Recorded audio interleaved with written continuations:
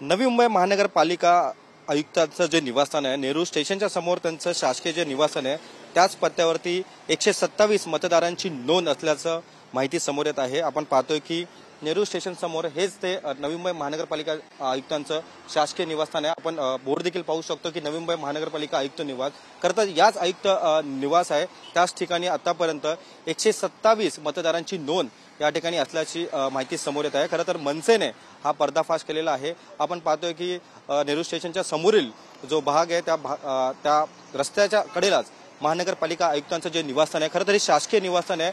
या शासकीय निवासस्थानीच खरं तर आपण पाहतोय की 127 मतदारांची नोंद या ठिकाणी असल्याची माहिती खरं तर समोर येत आहे। पुन्हा एकदा निवडणूक आयोगाचा जो भोंगळ कारभार आहे तो सध्या समोर आलेला आहे। खरं तर हा जो पर्दाफाश आहे तो मनसेने केलेला आहे। मनसेने या अगोदर देखील आपण पाहतोय की नेरूळमधील पाम बीच असेल किंवा जुईनगरमधील शौचालय असेल या ठिकाणी देखील मतदारांची नोंद त्यांना आढळलेली आहे। आता पुन्हा एकदा आपण पाहतोय की नवी मुंबई महानगरपालिकेचे जे आयुक्तांचं जे निवासस्थान आहे त्याच ठिकाणी आपण पाहतोय की चक्क 1-2 नाही तर 127 मतदारांची नोंद या ठिकाणी आढळलेली आहे। आणि जी गव्हर्नमेंटची जी निवडणूक आयोगाची जी लिस्ट असते त्या लिस्टमध्ये आपण पाहतोय की नवी मुंबई महानगरपालिका आयुक्त यांचं निवासस्थान असा ॲड्रेस आहे। मात्र ते मतदान त्यांनी केले की नाही केलं याची देखील चौकशी व्हावी अशी मनसेची प्रमुख मागणी आहे। मात्र आपण पाहतोय की निवडणूक आयोगाचा पुन्हा एकदा भोंगळ कारभार सवाट्यावर आल्याचं आपणास पाहायला मिळतंय। चक्क थेट नवी मुंबई महानगरपालिकेचं जे आयुक्तांचं निवासस्थान आहे त्याच पत्त्यावरती आतापर्यंत 127 मतदारांची नोंद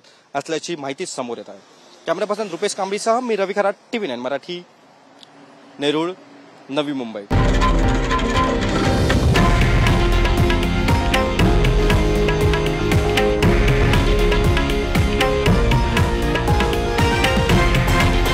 हे आहे देशातील नंबर 1 न्यूज नेटवर्क आणि आपण पाहत आहात TV9 मराठी, एकमेव।